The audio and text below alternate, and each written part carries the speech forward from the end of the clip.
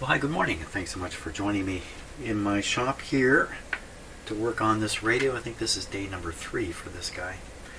So in the last video, having discovered previously the radio doesn't work at all, doesn't seem to produce any real sound of the speaker, I thought, ooh, maybe it's got some bad tubes in it. So I've tested the tubes, and the tubes are, well, they're fantastic. This has got a really good set of tubes in it. So the tubes are not the problem. Something else is the problem, and there could be 1, 2, 3, 10 things going on in this radio. Who knows? There could be some kind of big problem that's really cutting it back, and then there can be a whole bunch of weaknesses which are maybe adding up to cutting it back, so it can't produce sound. Don't know.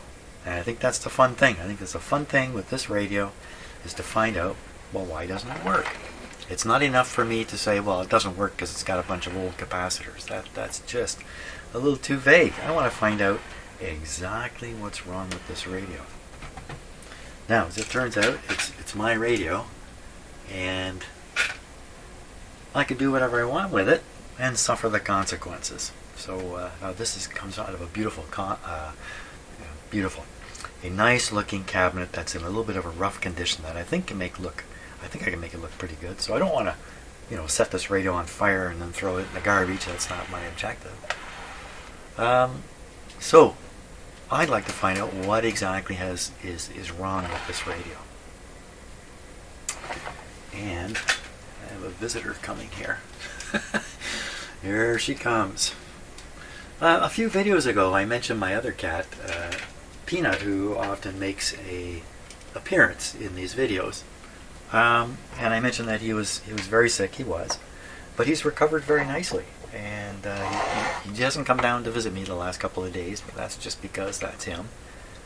So if I know some of you get a little bit involved with my cats, here's one here.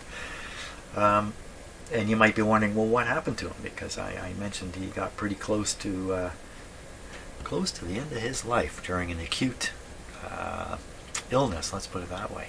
A chronic condition that became very acute. He's okay now, it seems. In fact, he's very happy.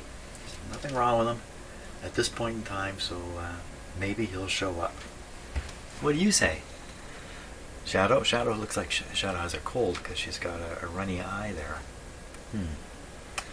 Okay, what are we going to do? So I also did a very quick and dirty check of the B+ distribution in the radio.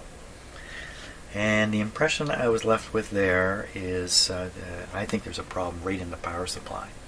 So there's 3 terminals on the filter capacitor. 2 of them had reasonably high voltage. One had a very low voltage. Now, could be because this is actually a bypass for the output tube. It's quite likely. But we really need to resolve what's going on with this capacitor. I believe it's called a Molinar, something like that. I don't know why exactly it's called a Molinar. Is this a Molinar? I don't know. Molinar? Who's that? Is that a manufacturer? We'll look on the schematic though. I think we'll study the power supply, and then we'll test the power supply with a voltmeter and stuff like that. See if the power supply is the start of a problem. If I remember right, the voltage reaching the output tube was pretty good.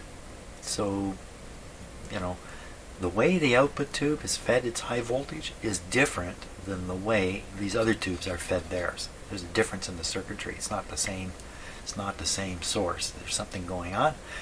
You could have trouble here and have everything okay there. You could have trouble here but have things appear okay here in terms of B+. So, right, Shadow? What do you say? Which one? Which one do you think it is? It's none of these. I tested them. Okay, I'm going to get the radio tipped up. No, we're going to look at the schematic first. That's right. Let's take a look at the schematic. Okay, here we are. So we're going to just study the power supply, which has been drawn in this area here. Maybe I can zoom in on it a little bit.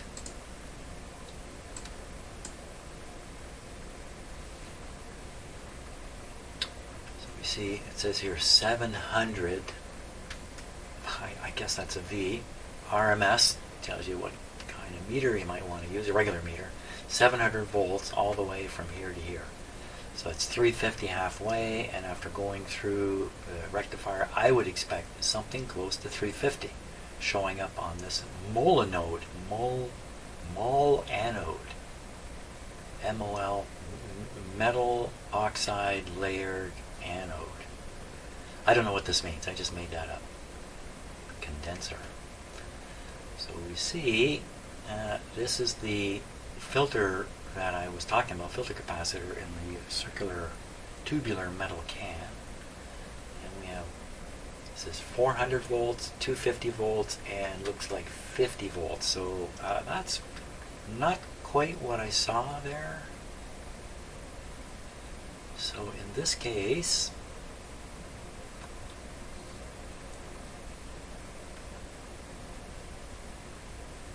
the B plus is being, this can't be 50. This must be 450 here. That must be a 4. This has to be 450 because of the way it's wired here. So this one, which has a 250 volt rating, no, it's not a bypass for the, oh, look at these, you can't, in the schematic you can't see inside these tubes well. Darn it. What I should expect to find here with my voltmeter is 450, 400, and just like it says, 250. 250. This is getting its voltage from, there's a 2 watt resistor here. Phono switch in radio position. What phono switch? Phono. Where's this switch? This is the switch that was on the back of the radio that's been removed. And this connection has been disabled. And then something was done with this stuff. These loose-ended wires here. 1, 2, 3, 4 of them. What did they do? It is a little odd. These 2 wires come down here. I guess the idea is you're sliding this. Is there an arrow pointing? Slide this. Well, it would have to be slided down because you're going to want to make this contact here. So in this position, well, you can see what's going on. The radio output. Let's follow the phono. So you push the switch down to the phono position. The phono comes in, comes up, and probably heads to the top of the volume control. Yeah, right up here. It's fed into the volume control. At the same time, what have you done here? Here we've taken the.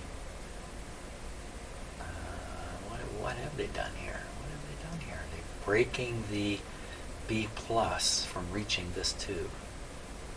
So the switch will open and the B plus will be cut off from this one tube.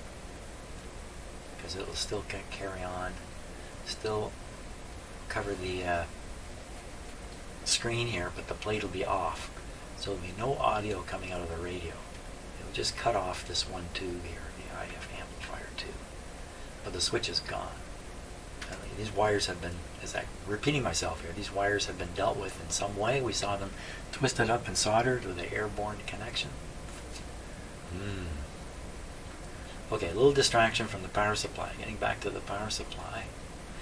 Well, I should be able to find the lead going to the speaker field coil. On one side, I should find, provided I've got full power on here, I should find 450 here, 400 there. That's 400 volts heading to the plates of these tubes. And this is some of the tubes anyway. Yeah, this guy. Wow, these are pretty good voltage on these tubes. Or is this a rating? Is this the rating?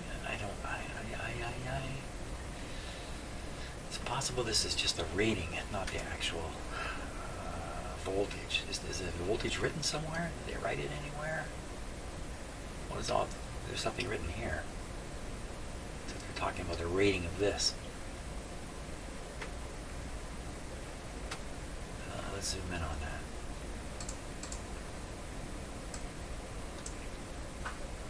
C30 0.05 something. Looks like different radios have a different size capacitor here. One is a 0.005 and the other one is a slightly smaller 0.0035. It's interesting. It tells you how critical the size of this capacitor can be. It's probably affecting the tonal quality coming out of the speaker, but I don't really know. Hum coil. That's another reason why we might not hear hum out of a speaker, even though you might see hum in the power supply. Speaker frame grounded to chassis. That's something we should be aware of, but apparently there's no ground in here. The speaker frame is grounded because it's bolted right to the chassis. But it looks like there's nothing attached here, which is an important observation for how I hook up test instruments down the road. Well, so they're not going to tell me the voltage here anywhere, are they? By those secretive engineers. Anywhere, just any little spot.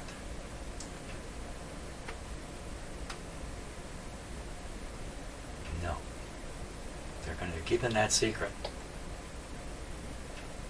Well,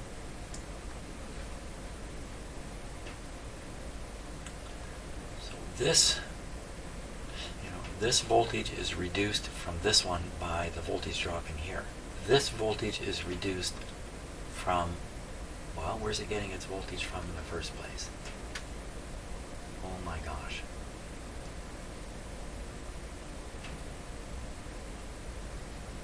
Right here. So this connection, and you can see they've heavied up the B plus line here. I should have spotted that earlier.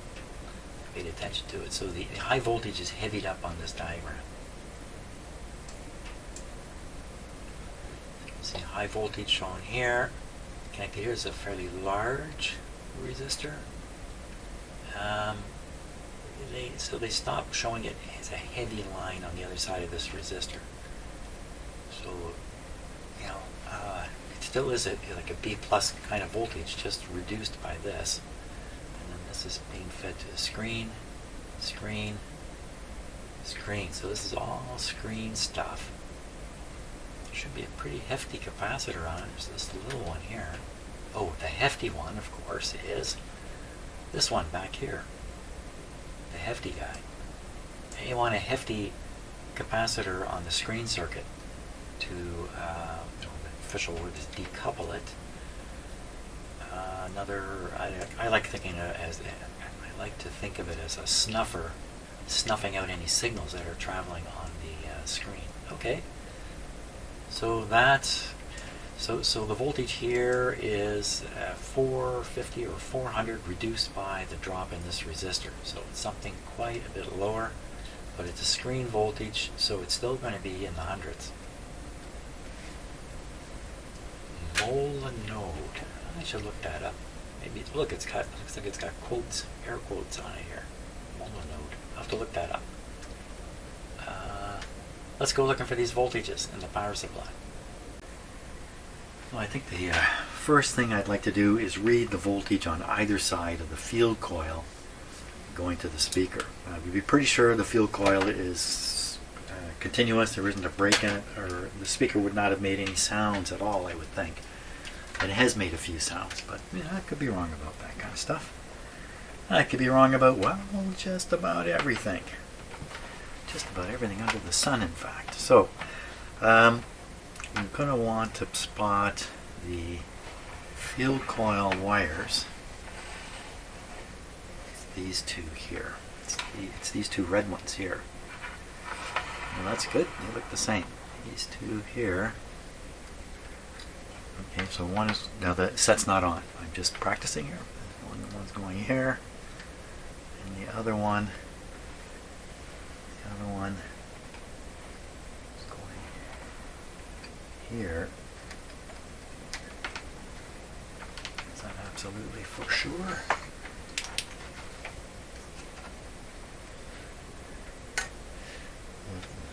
It almost seems like this wire has been pulled out. It seems very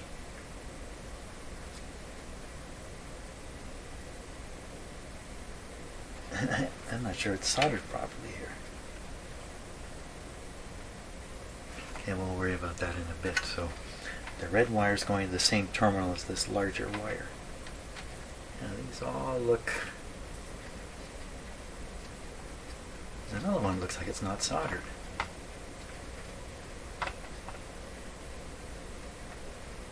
Huh.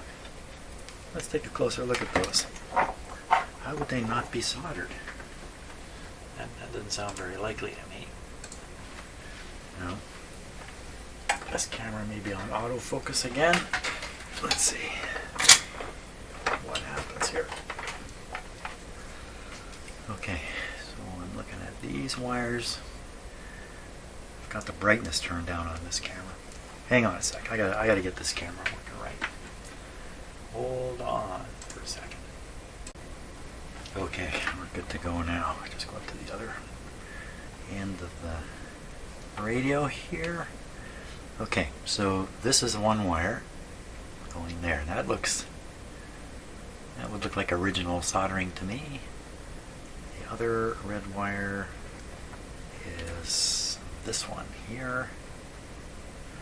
It's going down to this terminal.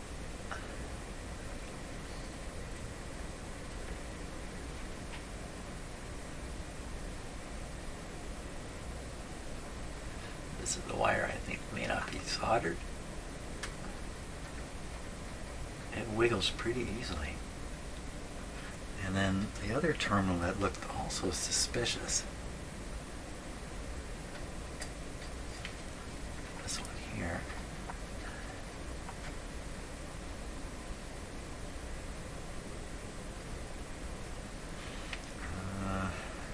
Or was it this one up here? It's this one up here also.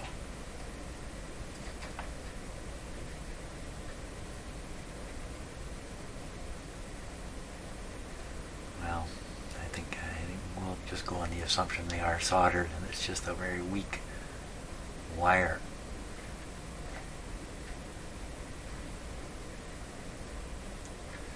Okay, so I know which two terminals are. The key thing is to know the two terminals on the outside of the field coil. I know those. So the next thing we're going to want to do is start this radio up and supply full voltage. I don't know if I did that last time. Did I do that last time? So I've already connected up an antenna here, which is switched on. And just in case, in fact the radio's working and somehow I haven't realized that yet. So I have not made that real. So we're switched on here. First we'll go with the dim bulbs just because it's good to be safe.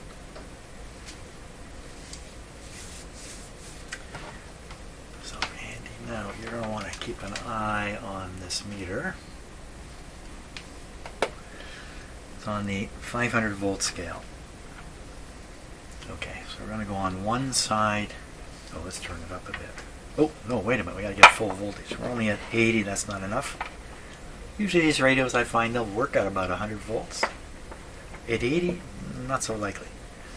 So I think we're just going to turn it down a bit here and turn it up here. Now what do we got? Okay, we're a little over 100 volts. I'm trying to keep it kind of low.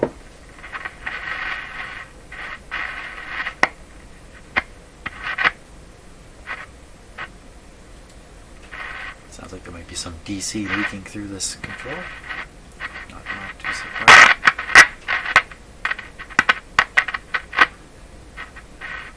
Right there.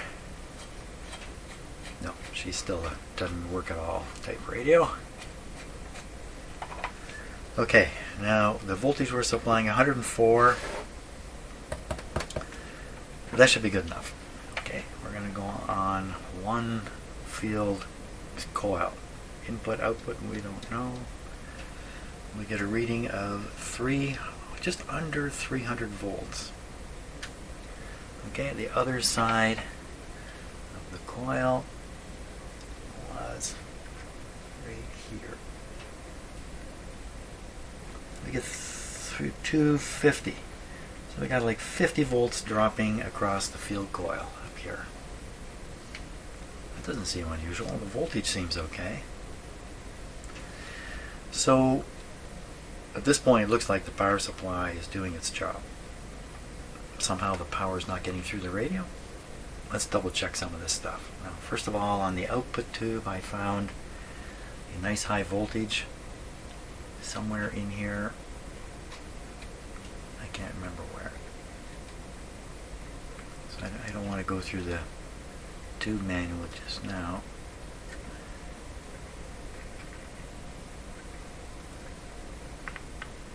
There we are.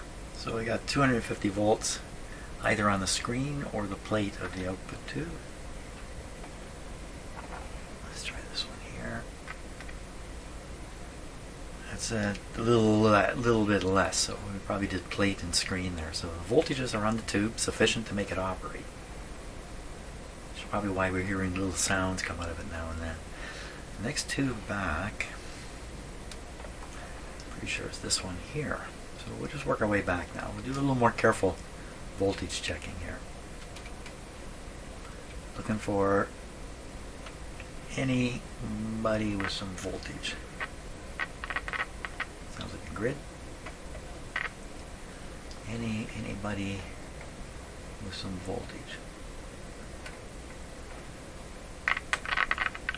So there's a tiny amount of voltage here. That doesn't make too much sense, I don't think. And can I get at that? Is there anybody showing up with lots of volts? No. So normally the plate voltage on this tube is on the detector tube is kept a little low.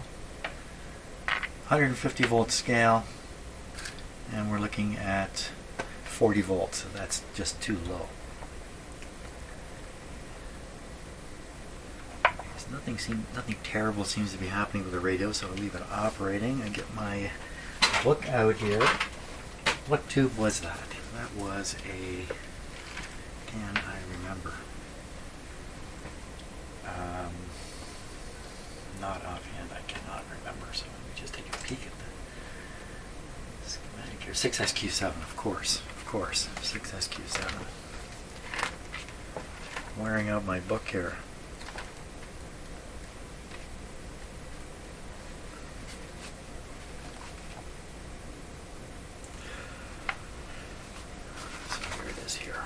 So what we want to know is where the plate is connected. It's on pin number 6.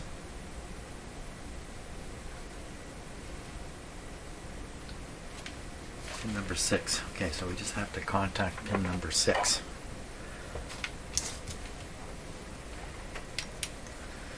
Get that tube there. I'm going to count. As soon as I spot, where's the gap? There we are. 1, 2, 3, 4, 5, 6. Any surprise? It's this one with the low voltage on it. So we have low voltage on the plate of the detector tube. Okay, we're going to jump and look at the schematic now. So the voltage here is low.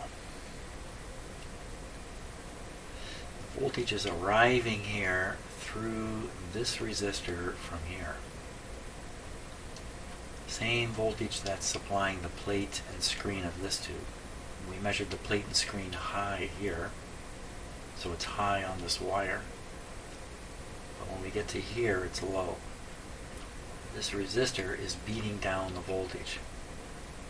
Other possibilities would be various things could be wrong. Short in this capacitor, short in this capacitor. Some of these would have may have some bad consequences if they're shorted. So resistors might burn or something like that. So there's a good chance this resistor has gone way high. It's a 1/2 watt resistor, R15. What does it say there for voltage or resistance? 2 mh. It's a 2 mh. It looks like 2, 7, and then I don't know what it says there. Probably 270, probably 270,000 ohms, but I don't know. We gotta find this resistor. So we should go back, find this terminal, and we should find a capacitor off of it, a resistor off of it, and another capacitor off of it. It's a busy terminal. Okay, let's go look for it.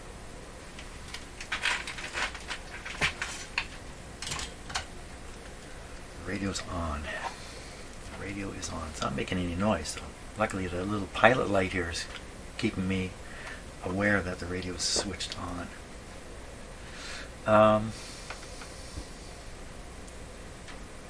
So I was going to look at the terminal. This terminal, there should be two capacitors, 1, 2, and a resistor. Here's the resistor right here. And look, I can see 2, 7, and sure enough, it's a 270K. So if we go on this side, we get this kind of reading here. The 40 volt reading. Now if we go on the other side of that resistor, oh my gosh, I guess this is a terminal in here. I'm on the 150 volt scale. It's going to go right over, I think. So put it on a 500 volt scale. So again, comparison, 500 volt scale. I mean, it doesn't, it just puts the meter up a little tiny amount. Show me the money. There we are. So on this side of the resistor, we got the full B+. But over here, it's drawn down. Now, is it drawn down because these two capacitors are sucking the wind out of the thing? Is that possible? What's on the other side of these capacitors? So I go over on this side. You see virtual non-movement there. Virtual. The other one, where's it going? It's going up into the volume control at the back there. It's a little tricky to touch that. There we go. Can anybody see the meter? I gotta look over at it. No movement on the meter. It doesn't guarantee anything, but I think chances are this resistor is gone sky high. Let's us take a look. Okay, power off. Cord out. See any voltage kicking around here now? A little wee bit. How about over here? Still hanging on? No. Okay, so the radio is discharged. We will make an ohmage reading of that resistor still in the radio.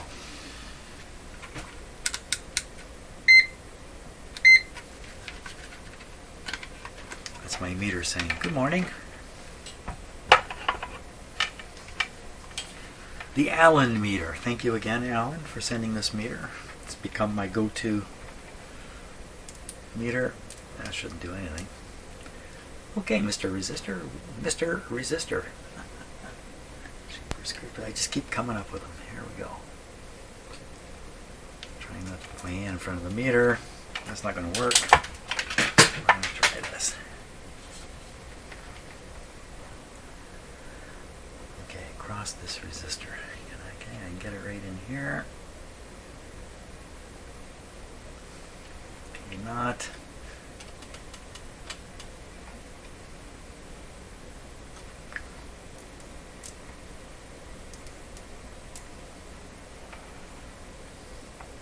Okay, I'm going to try this terminal I cannot see. Over here. It's not there. It's not. It's not. Oh, I'm on the terminal here. Is it even higher than 600K? It's supposed to be 270K. It's even more than that. 1.4, 1.5,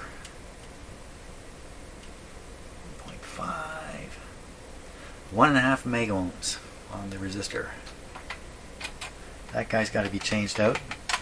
Maybe when that's done, maybe the radio will operate. I'm gonna find out. But first, it's coffee time. Okay, I've got a replacement resistor here. Let's just measure it. Make sure it is what I need is 270. Yeah, there you are. 270K.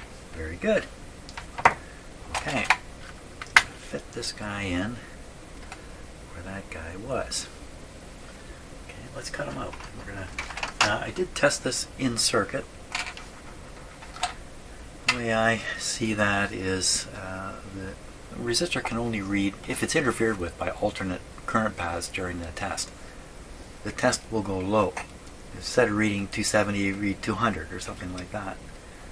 And from my experience, resistors don't go low, they go high as they wear out. Let's just cut this here. Let's find out now. Okay, we're going to test this guy now out of the circuit. It says 270. Well, I'll have some splaining to do. Here we go. Okay. Gotta go up on the next scale here. That's a good sign. And there it is. Almost 2 megohms instead of, it's almost 10 times what it's supposed to be. Now that has got to have an effect on the radio. Okay, I'm going to put this guy in. We're going to run the radio. And we will know soon. Is this the single thing that was stopping that radio? Okay, I think we're ready to give this a try. You can see the new resistor in there. Good. Good enough. Now I've left these 2 capacitors that are tied right to the end of the new resistor, and these guys may be bad actors. This may be, there could be bad capacitors in here. It may have some kind of effect. So what I'm going to want to do is I'm going to want to check the voltage here, which is the plate of this tube, which should probably be somewhere around 100 volts, something like that. That's my guess. Not the full high voltage coming from the power supply. Okay, we're ready, and we'll go with the dim bulbs. Dim bulb starting. The high voltage is here already. This is on the 500, so it's a 250 volts there. Ooh, that's a lot. Oh, going down, going down. It's going right back down to where it was. Oh, wait a minute. No, it isn't. 150 volt scale. Okay, so we've got about 65 volts here. Come on, radio. I thought I heard something there for a moment. It's just the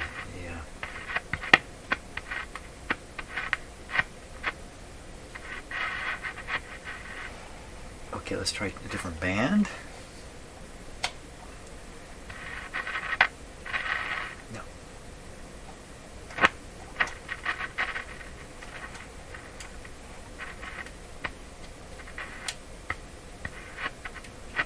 Okay, that didn't work.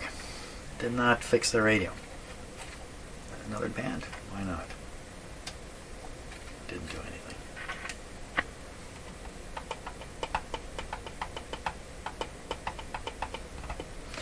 More B+ testings required. We've affected one tube. What about the rest? Maybe there's more similar trouble inside this radio.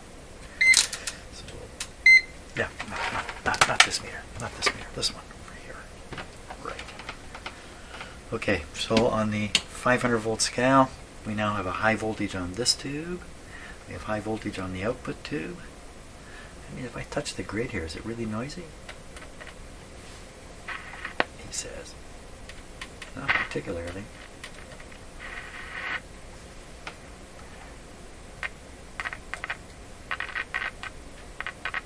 You can hear it, so there's something getting through the audio side of things here, but it doesn't sound like much.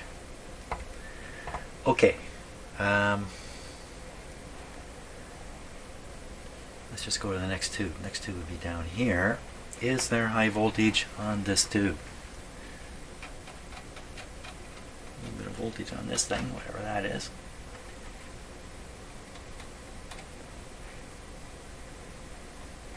Oh, you know what? I'm running this at 75 volts. Hold the horses. Everybody, hold on, hold on. Volume down, volume down. Here we go.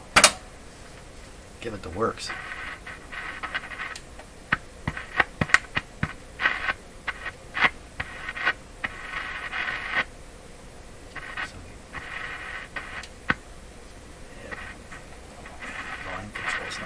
good. What about we touch it now? Output of the volume control. That sounds a little better. Grid of the preamp. Well, there's something there. Voltage on this too.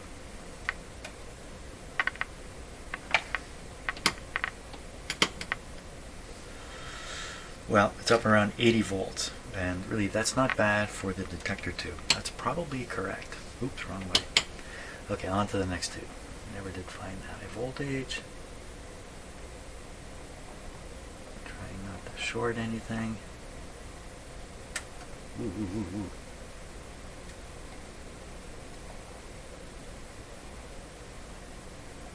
I see anything go up on this tube? Nothing. I hear nothing out of the speaker. Now there's a couple terminals. Wait a minute. So here's the. This is probably high voltage right here. No? Here? Anywhere? Somewhere? How about this other? So this would be the secondary side, primary side. High voltage should be here. That's my prediction. Okay, so we have a bad situation here. We have what appears to be no high voltage on this tube. This tube gets its high voltage through the primary of this transformer. Let's look at both sides of the transformer primary. Okay, so that's easier said than done. Well, it could be this. You get the puny voltage. I don't think that's the primary. Okay, wow, it's really tough in there. That's a tough spot in there. Bring on more light.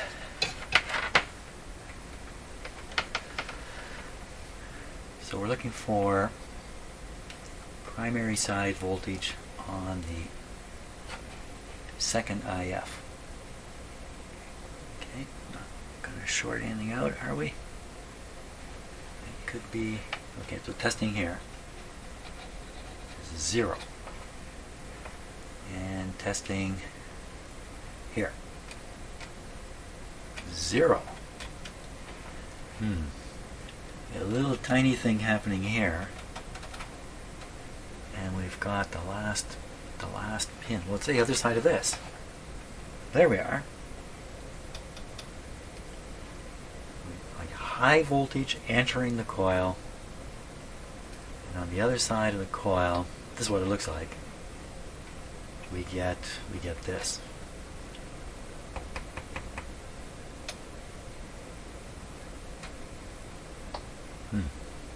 So if this is pulled low, it's going to be because we're short in this capacitor. Let's. I got my. We're going to do a little thermal thing and see if we can spot some hot capacitors. So I'm going to run around my house for a little bit. I have to find a battery, and then we're going to check for some hot capacitors. Could that really happen? Okay, I've got my thermal viewer here. Certainly now, the colors, of course, that red indicates hot, but it depends on the settings here. So I got the settings. I was running around my house with this the other day. So the settings are more for that. So I'm going to raise this up. So red requires 50. A 50. See, can you see the temperature there? 70. What is that? That's probably this resistor right here. Sometimes it's very hard to identify what's on the screen. It has a very wide field of view. So we want to know about some capacitors. So the way I'm going to do this is I need a blocker, anything, a piece of paper, anything at all. Okay, we'll use this. We'll just look at each capacitor one at a time. So it's not that one. Something warm in there, but I don't think it's the capacitor. It's not a good way to test them with your finger, because your finger's quite insensitive, in fact. Upper lip is the thing to use. Now, does that look like a hot capacitor there? So looking at the angle on the screen, I think it's more this resistor here that I would expect to get warm. So we're going to use this to block the view of the capacitor, of the resistor. And we'll see. See, the red has disappeared. So it's the resistor that's hot, not the capacitor. I wouldn't expect the capacitor to get hot. But you know what? I've seen it now. I have seen it with my own eyes. Just looking around while we got this here. So the only thing of interest is this resistor is working hard in here for some reason. At the same time, we've got what looks like suppressed voltage here. So what's on the other side of this resistor? Okay, the other side looks like it's connected right here. So we've got that. And on this side of it, we got that. And there's another resistor, 33K. What's up here? This is the, hear it? This is the volume control. You can see the shielded wire here coming around over to the input of the volume control. Getting DC right on it. Now that, not sure how to interpret that just yet. I think we got to sort out what is going on here, what the fellow did who did this. You know, when he disconnected the phono input. I'd like the phono input to be reconnected, but I personally don't plan to use it. But you know, you can put your Bluetooth adapter into here. Oh, it's a thumbs up thing for sure on these radios. This guy hasn't got a big wonderful speaker. It's got a speaker that's really in bad shape. But those big floor standing radios with a big speaker in it, it's worth doing the Bluetooth thing. You would be surprised at how good it can sound. Now, how are we going to sort this out? I'm going to have to make a little diagram showing these wires, and then we have to relate it to the schematic. Do I think he's done something wrong? No, I don't offhand. I think there's a chance this resistor is way off. That's why it's so hot. And how hot was it actually? Did I actually take a read it? Yeah, looking at the colors doesn't tell you anything because you can set the colors any way you want on this. Okay. You set a high limit and a low limit. The high limit is set at 50. But that doesn't matter. You see the little plus sign in there? Right in the middle, there's a little plus sign. Whatever that plus sign is sitting on, the temperature is shown here. See that big red area? All kinds of temperatures in there. But also, this thing reports constantly the highest and the lowest temperature on the screen. It's done in smaller print here. So all I got to do is just aim it at that resistor. And look down here. 87, almost 90. We can be probably pretty sure. Let me change the colors here. Go up, way up. Now that's the only thing that's showing red. I can put the center pointer right on it. 78. It's all around 80 degrees. So how did I get to 90?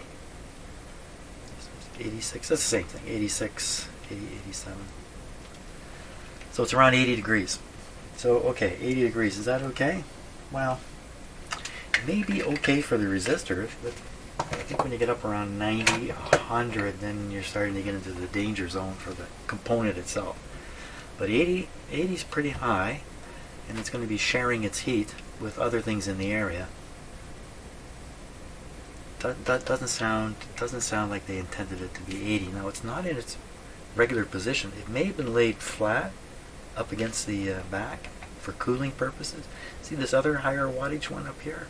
It's kind of laid up on the back of the radio a little bit to help cool it, I would guess. May not be the case here. So maybe this guy's been moved. Now he can't cool off as much. His temperature's going higher. Yet all is working normally. Got to find out what's going on here. The hint is this resistor. I can't see the value of this one, but it's a big wattage one, so it should be easy to find. It's all related to the phono thing. Quickly, to the schematic. Okay, if we look at the schematic, here's the phono jack on the back. Here's the phono switch, which has been removed. Here's all the wires coming to the phono switch. This is shown in the radio position. Well, it says right there, phono switch in radio position. So these two wires are joined when the radio is playing. We just follow these two wires upwards. One is here, and the other one's coming around. Look at that, 33k ohms. So there's the 33k resistor right at the top of the volume control. You would guess if the 33k is now 3 million, that would stop the sound from going in there. But really, I don't think this one would drift. It's not doing any work. It's having an easy time of it. Now, if you follow the other wire up, you see it connects here. There's a wire going to the IF transformer, and here it is, the half water. It says half watt there. Does it? Or does that say quarter watt? That says half watt for sure. That looks like a 1 watt resistor, that big one. 4.7 megohms.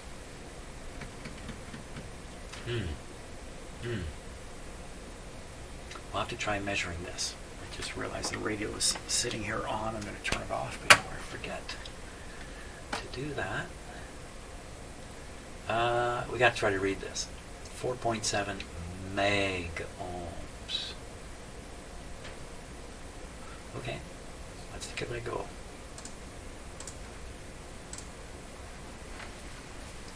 4.7 meg ohms, eh? I know you're on.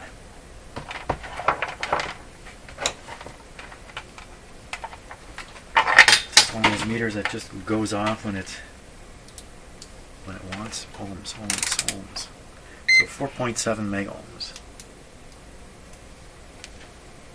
on the big guy.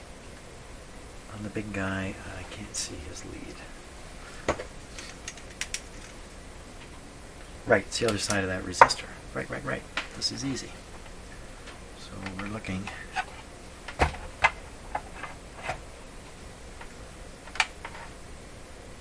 from here to here. Oh! Okay, now maybe there's something wrong with the test I'm doing. How to get down to... That's 160k. Well, it's supposed to be 4.7. It's almost nothing.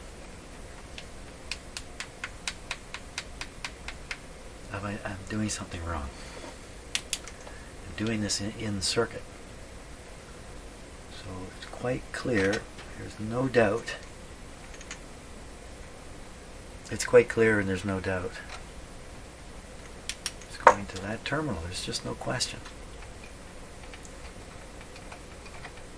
Here and go in here, and look at that.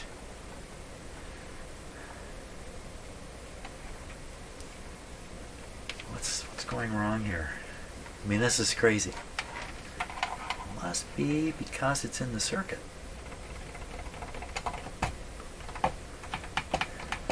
Or my belief that resistors go high isn't all that true.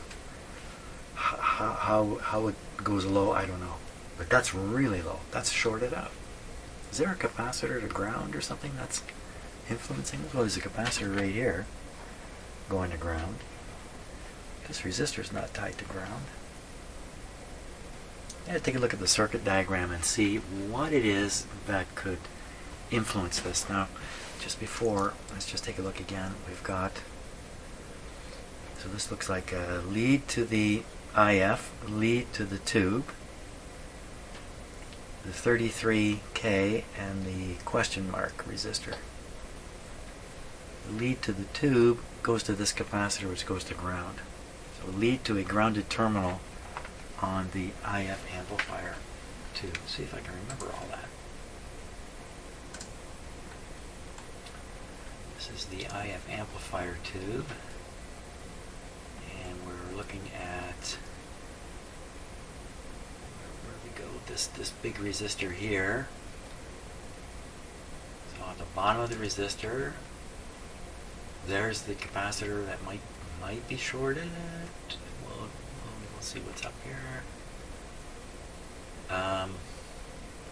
This is basically an open circuit, so I'm considering the resistance test and what could have interfered with it. Come along here. Okay, this could be shorted. This is open circuit.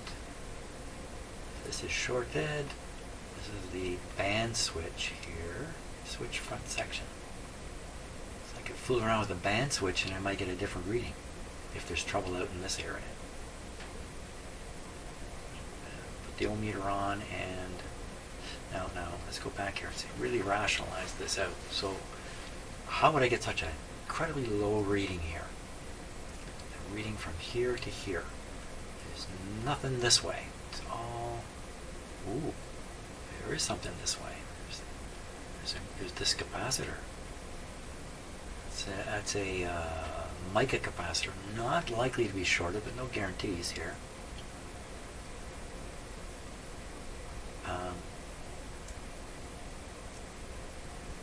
Well, I could look for a ground on either side of this resistor, but there shouldn't be one. Well, that would be a good way to prove a bold short exists. Okay, let's just do that.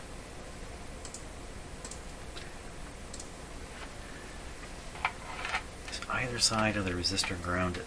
Okay, so I'm gonna connect to ground, check. Yep.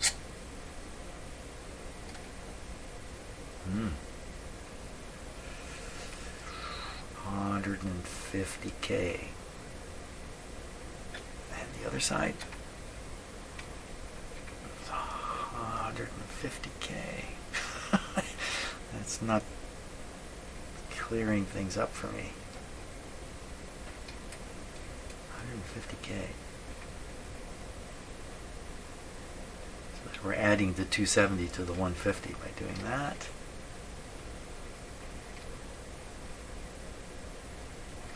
$150K. Okay, that's 150K. How do we get that back to the schematic? Where do you find 150K here? So we're reading,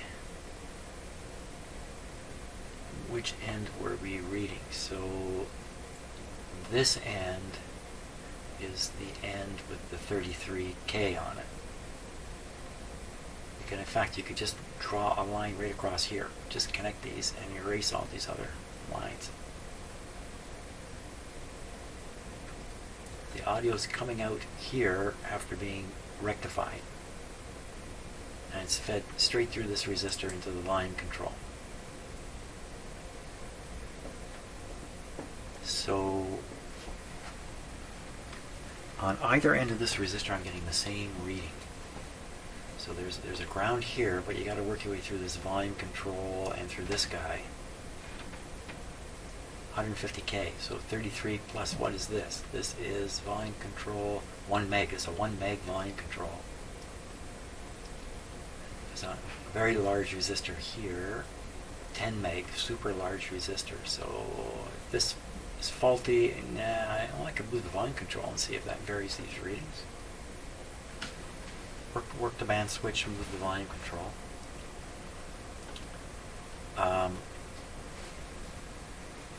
Don't really see how you can get the 150 this way. If you go this way, no, off the end here, this way, where would you find 150K? So 1 mega ohm resistor here. So can't be out this way. Well, leaky capacitors. Very leaky capacitors. Looks like I'm getting close to starting the capacitor replacement process here. We have to start eliminating some of these as a cause of a problem. This guy would be the first one, perhaps. 0.02 right off the line, opposite to where the resistor is connected on this resistor. Right down here. Well, I checked though. I get 150K. Well, I guess you could have one of these turn into 150K. There's not many other options here.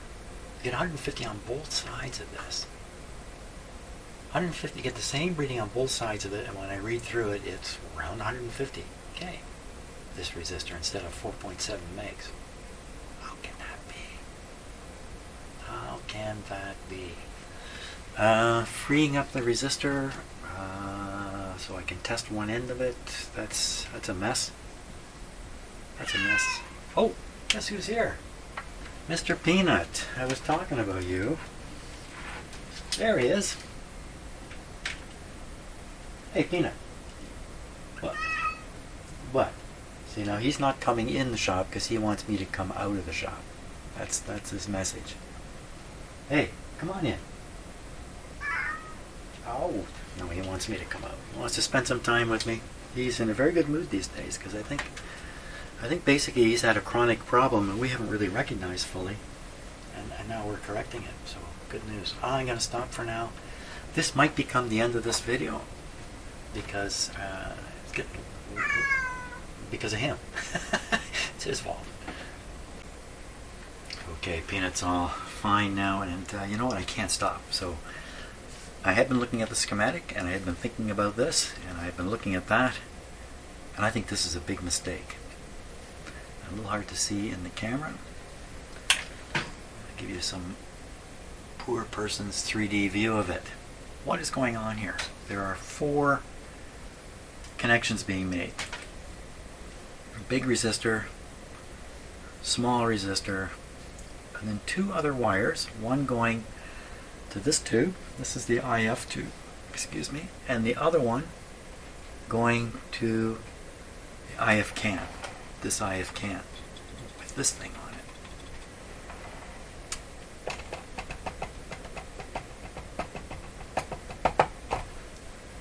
The switch, which is completely gone. Like, why did somebody remove it? Why? I mean, if they just want to disable it, then just cut the wires and leave the switch. Why they took the switch right out of there? Maybe they thought there was trouble in the switch and they took it apart, and I don't know. Who knows what the story is there? The switch is actually 2 separate switches. Two separate switches. When you switch to phono, one closes and one opens.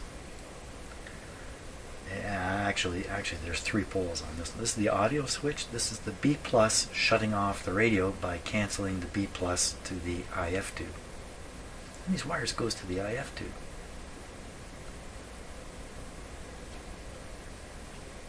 What should have been done is, if you want to get rid of the switch, you would permanently short together the audio wires, and you permanently short together this B plus. But he's gone and done this. He's put them all together. Ooh! If that's really what he's done, that's a really bad mistake. On the face of it, the solution would be to release these 2 wires and tie them together by themselves. On the schematic, this resistor is going in 3 directions.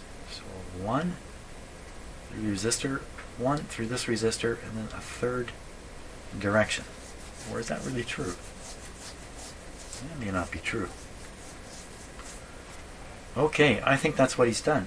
I think he's really booped it up. I want to prove this by following, or has he tried to bypass this transformer? This transformer is bad, and this was his way to bypass it. Yeah, well, I don't know. Maybe it is. I don't want to jump to the conclusion that the last guy working on this was clueless and made this really terrible mistake here. The other thing too is, if this really is the mistake that's causing the radio not to work, that means the radio's never worked since somebody put brand new tubes in it of high quality, did this thing, took this switch out, did all this stuff, and then it didn't work, and you just walked away from it. Hard to believe. Hard to believe. So we need to review this. Best way is to identify this wire going to the pin down here. Which pin is it on this tube? And we'll look on the schematic and see what it says. Okay, so that's on, I think it's 6. Well, yeah. Pin number 6 on the 6SK7. Pin number 6 on a 6SK7. Where'd my book go? Where's my book? Here it is.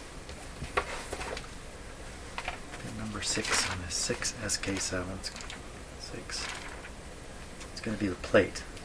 QRS 6SK K K K K K G H H A K H H A K 6SK7. Pin number 6. Oh, pin number 6 is a screen. The plate is on pin number 8. Pin number 8. Okay, so it's a screen that's involved. Oh, that's right. This is a screen. This resistor is involved in the screen. And this is part of what's quieting the screen, and then there should be a connection back. Shouldn't it be all the way back to this capacitor back here? Wasn't that what it was? Screen. But then we have a wire going into the second IF. It's going to a termination that has this capacitor on it right here. It goes to ground.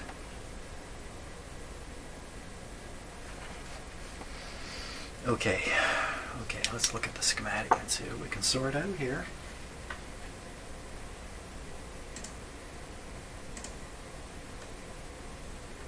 Okay, so what I'm saying is, let me remove this switch.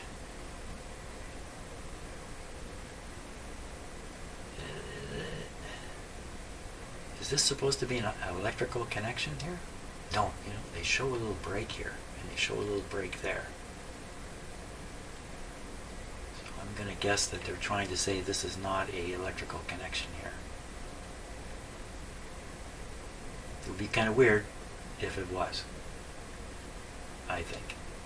So we have B plus coming here, B plus through a 12,000 resistor, a 2-watter.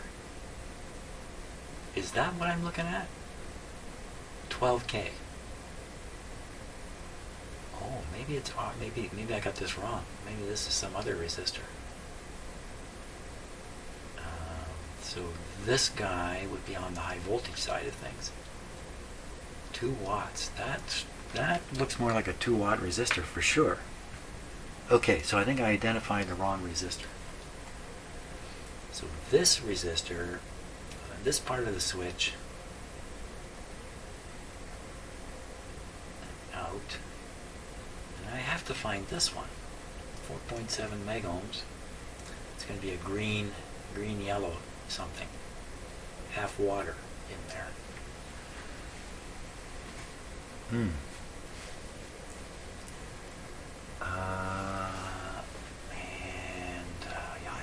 This is a bit of a curious schmozzle here. It's probably me who schmozzled up. The guy who did this probably knew what he was doing, and I just haven't caught up with him yet. I don't want to just start changing capacitors and then everything's good and then I never know what was really wrong. I'd like to know what is really wrong with this radio.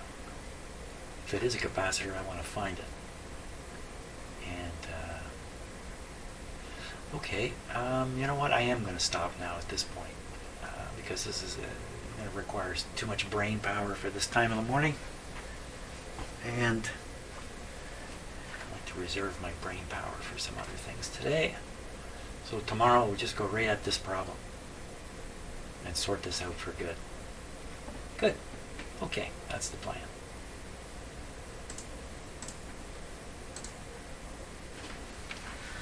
Yeah, that'll be the plan. Great. So thanks a lot for watching, and tomorrow we'll sort out what has happened to this radio and make it good. See ya.